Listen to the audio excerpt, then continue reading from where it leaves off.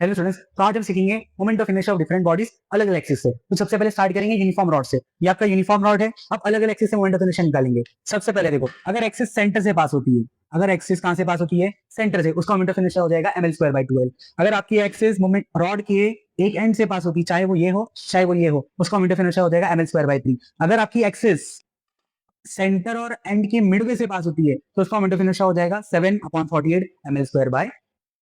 Okay, उसके लिए direction देखो। डायरेक्शन के लिए क्या करना होता है? जो आपकी वेरिएबल से मास हटा देना, जो आपका डायमेंशन से उससे स्क्वायर से हटाओ, नंबर को रूट में डालो, तो इसका हो जाएगा l/√2l, इसका हो जाएगा l/√3 और इसका हो जाएगा √7/48l। ओके, नेक्स्ट चलते हैं हम रेक्टेंगुलर प्लेट के पास। अब सबसे पहले देखिए, फिर से अलग अलग एक्सिस की बात करेंगे। अगर मान लीजिए आपकी एक्सिस इसके सेंटर से पास हो रही है और लेंथ से परपेंडिकुलर है, तो मोमेंट ऑफ इनर्शिया हो जाएगा ml²/2l। अगर यही एक्सिस फिर से सेंटर से पास हो रही है, ओके, और वो ब्रेड से परपेंडिकुलर है इस तरह, तो उसका हो जाएगा mb²/2l।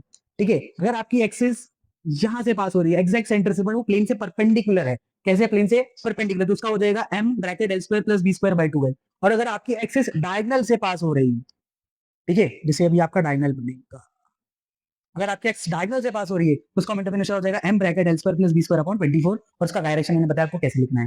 ओके, अब बढ़ेंगे स्क्वायर प्लेट की तरफ।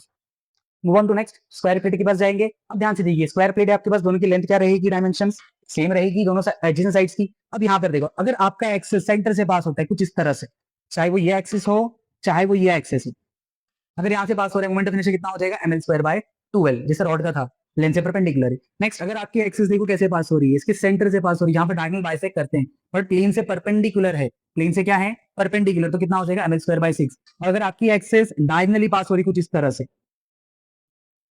तो आपका मोमेंट ऑफ इनर्शिया फिर से कितना हो जाएगा? ml²/2l। करस्पॉन्डिंगली सब पर रेंज ऑफ डायरेक्शन लिखा हुआ है।